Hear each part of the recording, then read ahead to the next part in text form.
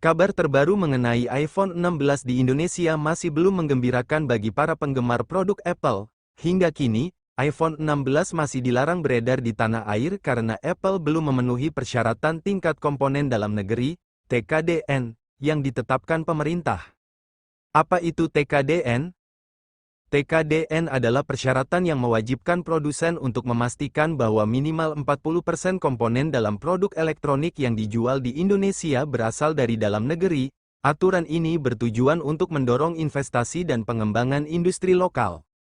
Masalah yang dihadapi Apple, sertifikat TKDN Apple telah habis masa berlakunya, dan pemerintah tidak dapat memperpanjangnya karena Apple belum menuntaskan komitmen investasi dari periode sebelumnya, tahun 2020 sampai tahun 2023, dalam kontrak tersebut, Apple seharusnya telah merealisasikan investasinya pada Juni tahun 2023.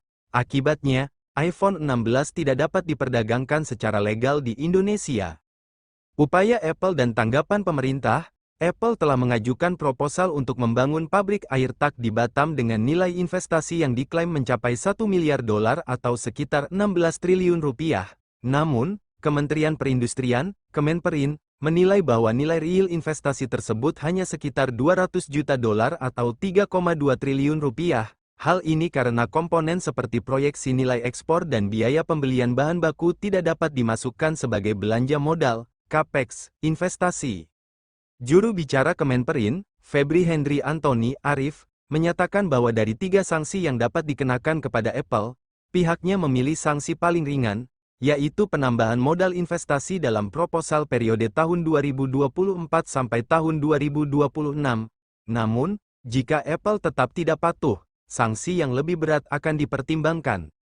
Dampak bagi pengguna di Indonesia, dengan situasi ini, tidak hanya iPhone 16 yang terancam tidak bisa beredar di Indonesia, tetapi juga model-model sebelumnya seperti iPhone 14 dan 13 yang dirilis dalam periode tahun 2020 sampai tahun 2023, pemerintah menegaskan bahwa tidak ada halangan bagi Apple untuk membangun fasilitas produksi di Indonesia, mengingat kemampuan finansial dan pengaruh besar yang dimiliki perusahaan tersebut.